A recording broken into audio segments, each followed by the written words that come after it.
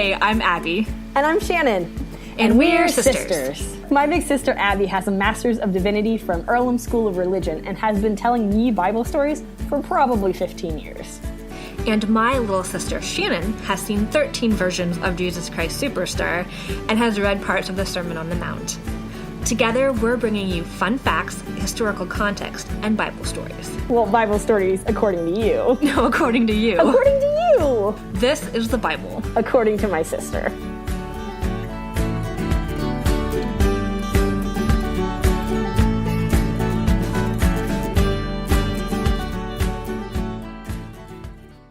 Hey, Abby. Hey, Shannon. We survived our 10th episode last week. We did survive it. You even did it well. On to number 11. Yeah. But speaking of last week's episode... Yeah, there was a promise about taking a quiz or something. There totally was. Yeah. And, did you do it? I did. I did it last night after you finally got around to sending it to me, after I bugged you about it. I know. I forget to post things on Facebook. I say I will, and then I forget. Yeah. My bad. So I did. I took it. It was kind of interesting. What did you think about the questions? They were all over the board. Exactly. I liked it. I thought they were unique. Yeah, they were unique. And there were only 9 of them, so I don't know. It's not incredibly deep, but it kind of was cool. Anyways. You don't think this was divine knowledge that they were sharing with you about what biblical character you are? No, probably not. Fine, fair enough. Yeah. Anyways, so I almost I need to text Shannon the answer. I'm no, I'm gonna wait for the podcast and tell her because. And now I want to know. Yeah. Okay. I'd ask what your guess is, but you don't know any biblical characters. Oh no! Wait, I want to guess. Steve. No. Fine. Okay. I could guess all of the 12 disciples. It's none of the 12 disciples. It's actually a woman. And then I have no clue. Yeah, actually, you probably know her. They think I'm Eve. Oh, yeah.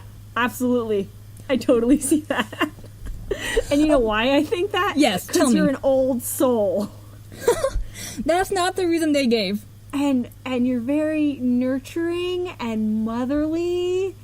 Mostly to me. Because I'm your little sister and you tell me to do things. I like your interpretation better. Oh, really? Okay. What was theirs? You're just as charming as her. You might seem virtuous from the outside, but deep inside you have all sorts of devious thoughts.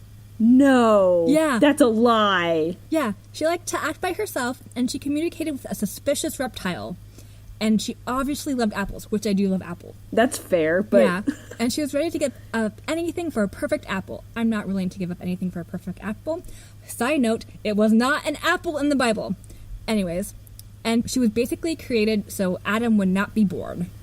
Oh, my... Maybe that's why she didn't accept her status and sinned. Look out for not being kicked out of paradise when all your sins come out. I upturn my previous declaration about this being a good website. I am livid now. I apologize for directing you to that website, Abbey. Ugh. It's okay. I mean, I was do I have devious thoughts? I mean, sometimes when people really annoy me, I think of I wish something bad would happen to them, and then I feel guilty. Stop letting this put you into a personal spiral. It wasn't that big. But I was this is weird. I've retracted my verdict because of this. But okay, no, alright, we're gonna ignore that completely. Do you remember, the musical? Of course, it's a musical. Which one was it? You know which one I'm talking about. Children of Eden? Yes. Yes, I love that musical. One of my favorite Bible musicals, but musicals just in general. I absolutely love it. Eva's in that? Yeah, she is. I love her character in that. She sings that whole song about having a spark of creation. Yes, and she just wants to explore the world and create her own things and be more than just in this one place having a perfect day again and again and again. There you go. Yeah. I think you do a good job of... So, Eve ate from the tree of good and evil, right? And I think you do a really good job of seeing things like that. The tree of knowledge of good and evil. You're very smart, and I think you would totally be somebody who would want more in life than just ignorant bliss. Yes. And I was all psyched if that was the reason, but it's because I'm charming and devious, according to them. Nope. All right. Well, we're going to ignore that completely. But I think, so you told me the topic of this next one, and I think it's entertaining that we're talking so much about you.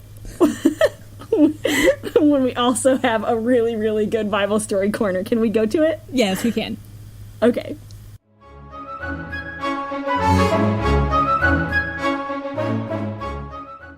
Okay. So, Abby, what is the topic? Abigail! What? We're talking about you? Totally about me. Okay. So actually last week, I think it got cut out of in our editing for the podcast, but you were asking me, like, who did I think I would be in the Bible? I went, well, there is an Abigail that I always liked. And I didn't know that because you were named after Abbey Road, the okay. Beatles My album. spelling is only after Abbey Road. I'm not actually named after the Bible. Anyways, but the Abigail in the Bible is pretty cool. And so when I was like, I don't know what story to do, I'm like, would it be really bad and cheesy to do Abigail? Totally, No. but I want to do her anyways. Yes, I wanted a Bible story about a woman anyways. Yeah. I know we talked about Delilah a couple weeks ago, but I wanted, like, let's do a woman. Yeah. So now we were doing Abigail. There are typically two Abigails in the Bible. One of them I think is just briefly mentioned as the sister to Shannon. Maybe even the sister to King David. But this Abigail is also connected to David, but in a different way. Okay. So, to set the stage, Israel is a thing now. It's been quite a few generations since the Israelites came to Israel and since the Judges. They've had We are in the Old Testament. Yes, we're in the Old Testament or the First Testament. There's been a king named King Saul, and he was anointed by a prophet named Samuel. But Saul hasn't been a particularly good king, so God has decided that somebody else will be king, and his name is David.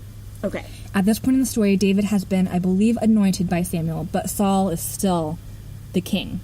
So there's a power struggle going on. All right. So the scene opens up, or this is 1 Samuel 25. Oh, okay, so the book is Samuel? Yeah, the book of Samuel, 1 Samuel, and right. the chapter is 25. So Samuel, the person who's anointed both Saul and David, has died, and everyone's mourning. And David presumably is mourning as well. But then he goes and he leaves, and he goes to a desert named Moan, I believe. And there in that land, near the city of Carmel, is a rich man named Nabal. And he has like 1,000 goats and 3,000 sheep, and he's a very, very wealthy man.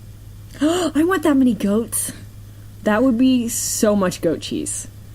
Yeah, probably more than you'd really want. Possibly. Yeah. Though that would be difficult. Okay, cool goat man. Cool goat man. David goes to goat man. Yeah.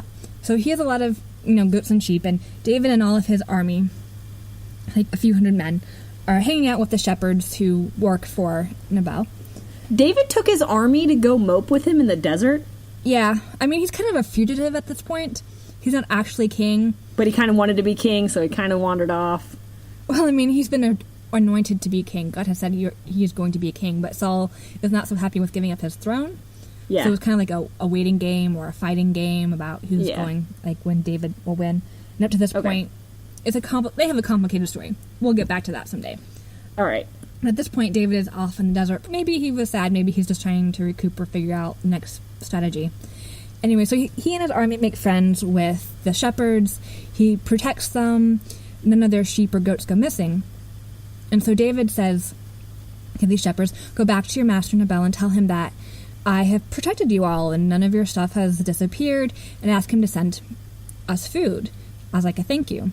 And so the shepherds go to their master Nabal and relay this message, and Nabal goes, who's this David guy? Like, why should I listen to him? He could be a nobody from nowhere. Forget that. I mean, fair question, yeah. Okay. It was probably more a slanderous thing. So the servants go back to tell David what the message is, and David gets furious. He's like, how could he do this? All your men, put on your swords. And he puts on the swords, and they start, marching towards his house to slaughter him and all of them, at least all of the men in his household. Biblical anger issues. Gotcha. Yeah. Meanwhile, one of the servants goes to Nabal's wife, Abigail. She is described as beautiful and intelligent. That's her chief descriptors. While Intelligent. Yes. Yes. And this servant pretty much tells her about David and how he protected all of them and didn't steal anything, presumably. Okay. And that he sent a request to her husband, and her husband refused. And she immediately goes, oh no, this is a bad situation. So she orders that all of this food is prepared. It's like hundreds of pieces of bread and fish and... Yeah, they're feeding an army. Yeah, and so she just loads up all of this food onto donkeys and tells her servants to go start heading towards David, and she's going to follow them behind. Yeah. She doesn't tell her husband that this is going on. No! Yeah, so she follows behind all of this food going off towards an army of men with swords ready to kill her and her husband and all the people in their household. David was just hangry. Hungry, angry. That could be one interpretation. Okay. Sorry. Continue. Anyways, so she does it. She approaches them. She sees David, army. They're all angry. And she goes up to him and, like, throws herself on the ground in front of him and says, "It's all my fault. Blame me." And I want everyone to know that Abby just held up a finger to tell me, calm down. I'll explain about the throwing yourself on the ground and self-deprecation. Okay, yes. The next sentence out of her mouth is, "My husband is just like his name. His name means a fool, and he is a fool." Oh, jeez. And then she kind of says, "And my Lord God, he has caused you not to cause any bloodshed because of my husband's ineptitude. Isn't God wonderful? Now all of your enemies are going to fall because of this wonderful thing you have done. Please forgive us for this insult we gave to you, and because you forgive us, your dynasty will flourish and prosper. Your enemies may come after you, but God will strike them down. God will take care of anybody who's done any hurt to you. Don't worry about that. Or she's laying it on thick. God will fulfill his promises to you and to everybody, and will keep you from having any blood on your hands when you become king. Isn't this wonderful?" And then, so this is like an 8 or 9 verse speech, which is, I believe, the longest speech by a female in at least the Old or First Testament, if not the entire Bible. But David's response to this is, "You know what? You're right. And thank you for reminding me of this. And I will trust God to take care of it. Praise to you. Okay, we're good." And then, food is given. And Abigail goes back to her husband. And David presumably takes the food. And they all eat and hangs out. We don't really know what he does. Abigail gets back to her husband. And he is feasting like a king. And is really drunk, and so she doesn't really tell him what she just did. But the next morning when he's sober, she tells him, and he is amazed and struck like a stone, and 10 days later, God causes him to die. At which point, David finds this out. That's random, but okay. Yeah, David finds this out and sends his messengers to Abigail to propose marriage. And so Abigail says, "Never feed a guy. They just come back. That's the rule, isn't it?" Yeah, well, he offers his marriage, and she says, "Sure, yeah, great." So she goes off and she marries him, along with some other women at this time. And that's pretty much the main story of Abigail. We hear mention of her later on in Samuel. There's a big fight somewhere else, and she and another one of David's wives are taken hostage. David wins the day, rescues them. She becomes a mother at some point, having a son. But she sort of fades into the background after this one chapter of this one story. But she's pretty awesome, and it's kind of an awesome story. Love this. Because, okay, so many other parts of the Bible is she's beautiful, and now she is mine, and the guy just, throws the girl over her shoulder and, walks off. But she's described as beautiful and intelligent, and she goes off and, does this thing behind her husband's back and saves the day. Yeah, so a lot of parallels. So a lot of people bring up the fact that she is described as beautiful and intelligent. Yeah. The Proverbs have a lot of proverbs about what a wise woman is, and she embodies what a wise woman is. So her identifying characteristic is being wise and being intelligent. And yes, she's beautiful, but the fact that she saves her household is more her story. It's about her being intelligent and flattering and smart and doing these things, as opposed to she's beautiful and so he goes after her. Yeah. And it's very much a mirror of another story that's very famous of King David with another woman, Bathsheba, who also was married to another man. This other man is a good man, but King David kills him so that he can sleep with the wife. And boo. Yeah, so those two sort of parallel often, because they're both married, one to a foolish man, one to a good man. both of those men die, and David wants them for intelligence or for beauty, so they parallel off of each other. Yeah. Huh. The other thing I can tell you about Abigail. So I have lots of thoughts, but what are some of, like, the interesting tidbits around it? Yeah. What is the context? What do people say about it? So another thing I really liked is that she takes the role of a prophet here, because the prophet Samuel has just died, and the prophet Nathan, who come after him, has not come onto the scene yet. So in the middle, there's this woman who is, in the context of the story, speaking the words of God. She's reminding David that he's not to cause bloodshed, that God is telling him not to go kill these people. She is reminding him, or giving the promise, that he's going to have a long dynasty, that he's going to be a good king, that God will fulfill his promises to David. Yeah. So she takes the role of a prophet in between these two other prophets. So she sort of comes on the stage as a prophet and then leaves the stage, which is kind of cool, because there aren't many prophets, female prophets, in the Bible. No.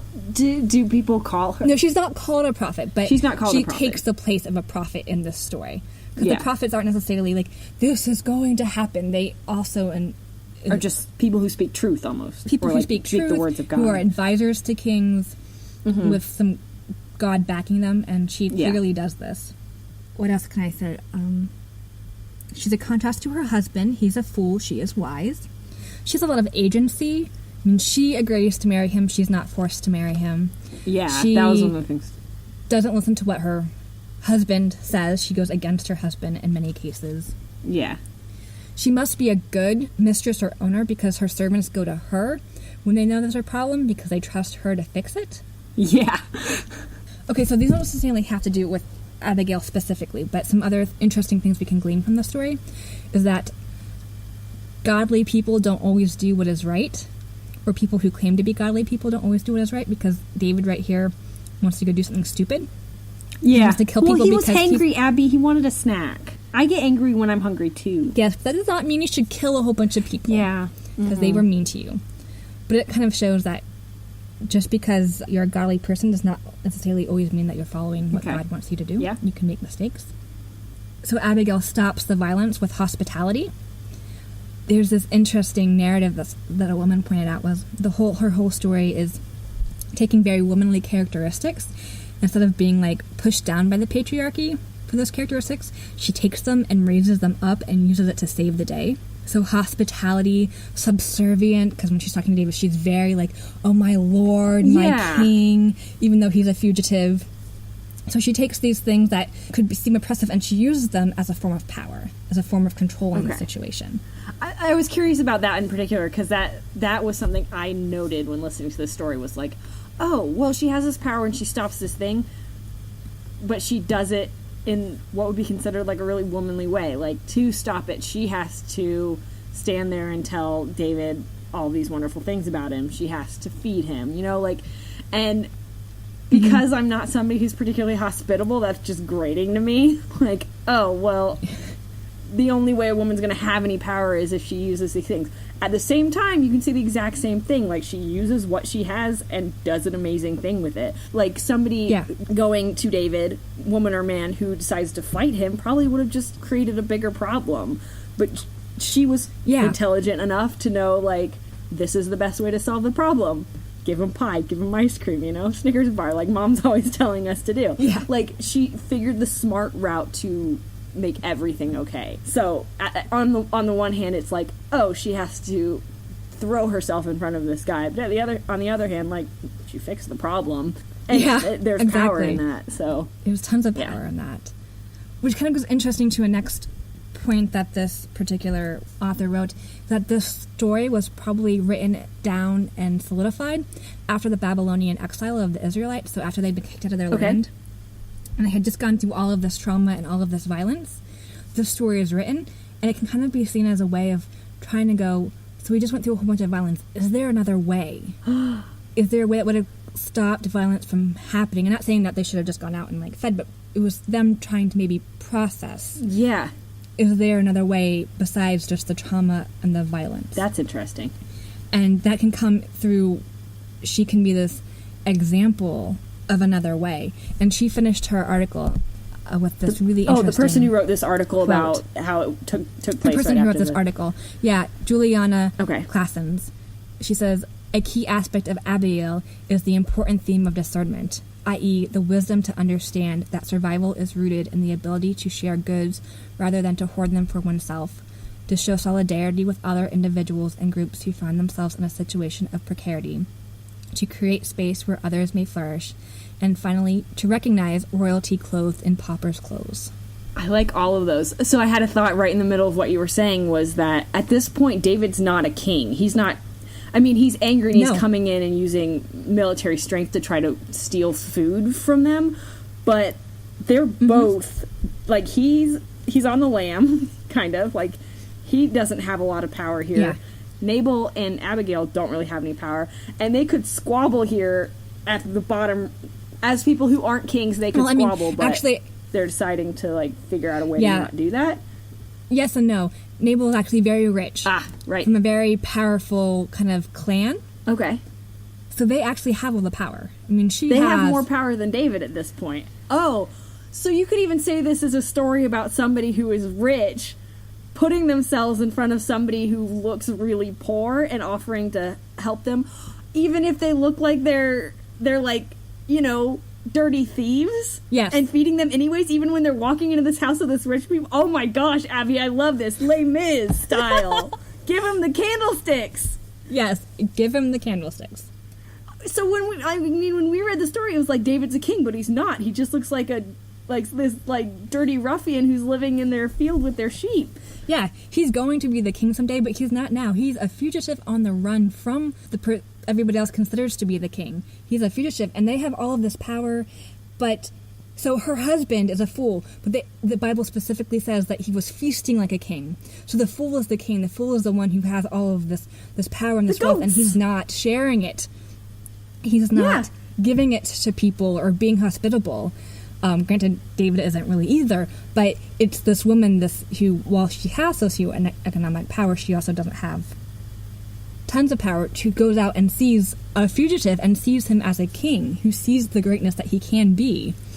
And so and gives him your food. worth isn't in if you have money or not. It's in who you are. And you can have all the things and still be a fool because her husband is a fool.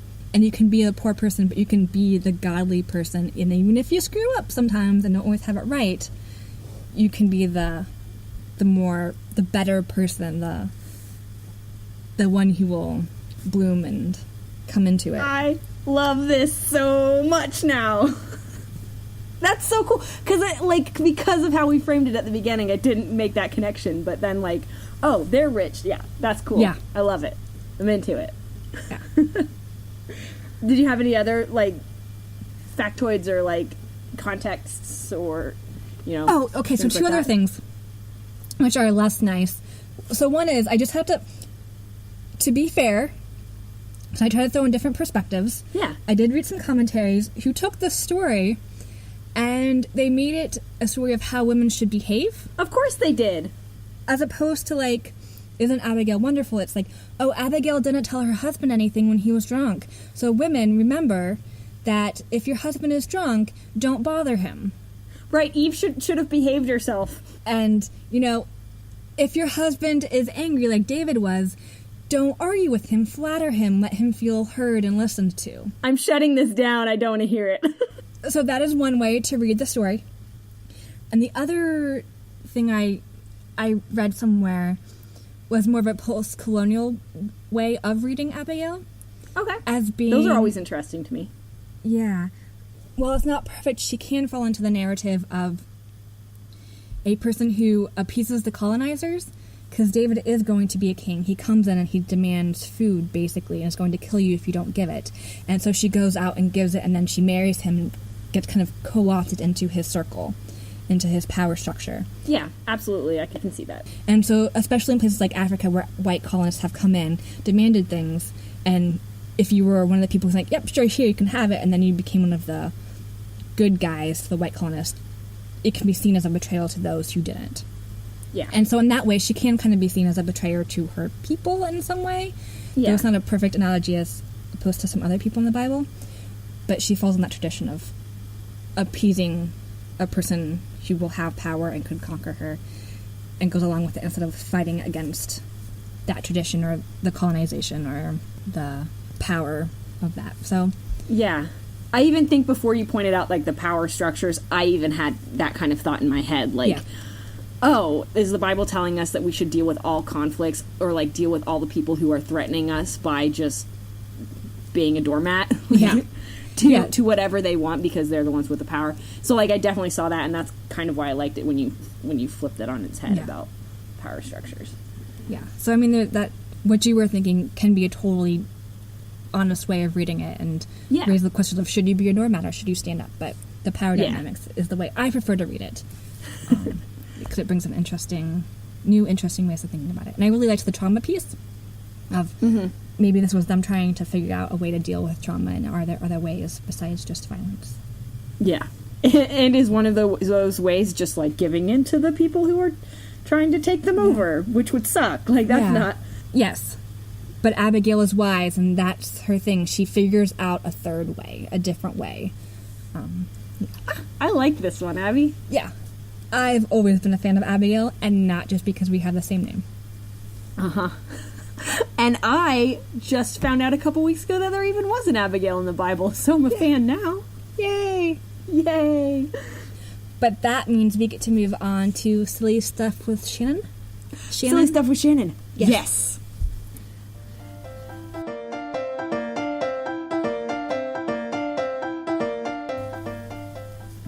So what have you got for me? Well, we're going back to, like, the movie corner with Shannon. Okay. So I went looking for some Jesus movies, and the movie I wanted to watch got taken off of Netflix, which made me sad. So I looked for a different one. So I watched Peter, the Redeemer. I should probably check that. I feel like I had just found out about that movie like a week or two ago. And? And I was like, oh my god, so Shannon know, but then I didn't get on texting you. Well, yeah, so I was thinking of watching the Bible or something, but I just wanted a movie, so I saw that one. I have to make sure I got the name right. Because it was Peter, Peter... No, this is just giving me Peter Rabbit. That's not what I wanted. No. Pete's Dragon, Tinkerbell... Oh, Peter, the Redemption. That's what it's called. I like redemption Okay. stories. So it's called Peter, the Redemption. I liked it as a movie. Okay. It was very cute and colorful, and it was just like, you know, a good afternoon watch. Okay. I feel like there's a but. But I don't think it had much to do with Peter, and I'm confused. Why? So okay, the spoilers if you're gonna watch it. I don't know. It's a story about, like, Peter, but, like, not. No, okay. How do I explain this? Nero was Nero. Okay, you're giving me, like, wild buggy eyes. So Nero's the Caesar in Rome, and Peter is thrown in jail because the Romans think the Christians are burning Rome, or arsonists. So they're rounding up Christians, and the leader of the Christians right now is Peter. And so they're trying to get Peter to confess to burning Rome. Is this at all historically accurate, Abby? I don't think so. That's why I'm going and Googling now. I'm like, when was Nero around? Because, I mean, there was this whole thing about, like, Nero blaming Christians for burning down Rome. But I feel like that was, like, after. Maybe they took that scrap and, like, fictionalized it. I don't know. But that was definitely what was going on. No, maybe it was. Well, that's interesting. Like, it's a cool little tidbit. I mean, at least Wikipedia is, like, saying he died in 68 AD, which means, like, totally could have been. Do we know how Peter died? Because, spoiler alert, he dies at the end of the film. I think he might die, like, on a cross upside down. Yeah. Okay, that's what happened at the end of the film. But between the beginning of the film where he's arrested and the end of the film where he dies, he's really only there as, like, the Yoda or, like, the spiritual guide kind of person to this other narrative going on. So it's, like, not about him cutting off Jesus' ear and then, like, denying him and then needing to be redeemed. There was like a brief moment where Jesus in like a really bad wig tells Peter that he's going to deny him, and then Peter, like throughout, there's little moments of Peter denying him. Like you do see that story, but mostly it's just old Peter in a jail cell talking to this pretty blonde girl who's like trying to keep him alive because Nero wants him alive long enough to confess. Mm-hmm. So pretty blonde girl is the servant of Nero's wife, but she's like the main character because she's pretty and blonde. Okay. And she's trying to keep Peter alive, and so she's a Christian, and she's trying to keep that a secret. And the other main character is pretty blonde boy, who is Nero's creepy and a good actor, but this boy is like, he's actually a good actor. I was intrigued by him. Who's a Roman soldier, because there's always got to be like the one Roman soldier who turns into a good guy at the end. Yeah, of course. So it's their love story, basically. Oh, okay. Ta-da! That's the movie. I was confused because it was about that and not super about Peter. That's really weird. You know, like, it's a cute story. She's a Christian, and then she gets thrown in jail, and the Roman soldier gets all sad and upset, and he confesses his love with, like, poetry from Paul. Did Paul write the love poetry? I don't think Paul ever wrote poetry. Whatever. There's some love stuff going on, and then he becomes a Christian. Well, I mean, there's at the like First end. Corinthians with like a whole like love section, but I don't know if that's actually poetry. You're the Okay. one who read the Bible. Anyway, they throw him in jail, and he gets baptized, and they fall in love, and their friends break him out at the end, and it's all cute and adorable. And it was very sweet. Nothing to do with Peter. Nothing to do with Peter. I feel like, okay, I had questions. One was, where are avocados native to? Because there were definitely some avocados in the little Roman fruit dishes. That was important. I don't have the answer. The girl's name was Susanna. I didn't know if she was actually a Bible character. There's definitely a Susanna, but I don't know if she has any connection to Nero. Okay. Oh, you might know this. So, do you watch Rain? Yeah. So, Pretty Blonde Boy is the Archduke Ferdinand. I haven't met any Archduke Ferdinand. Are you Okay. sure you're not confusing World War I with Rain? No, I googled Pretty Blonde Boy, and it said he's in Rain as Archduke Ferdinand. I must not have run across them yet. Anyway, I feel like I need some kind of metric system for, like, ranking these movies I watch, but at the same Like- time, I don't want to rank them, like, good and bad. I just kind of want to rank them with, like, a color. Or, like, I was thinking maybe I rank them with Harry Potter characters. I like that. Yeah. So what would you rank this movie and Harry Potter characters? I think I would rank this a Ron. Okay. And I had good reasoning for that. I think it was adorkable and kind of confusing and off topic, but, like, really genuine and sweet.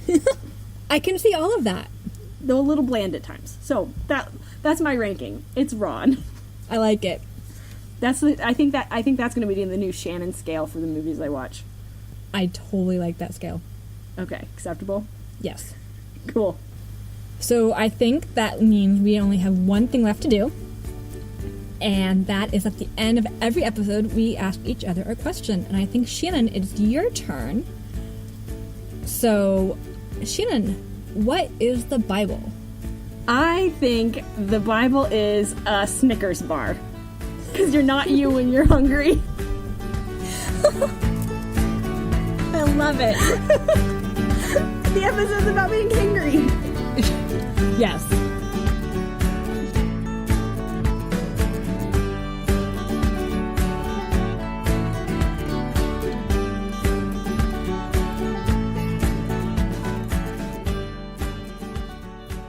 Hey everyone, this is Little Sister Shannon. We have a slew of announcements this week. First off, I want to talk about Abbey and what she does in her time when she's not talking to me on the radio. So she does this thing where she helps people find their paths or clarify their current situation or their spirituality.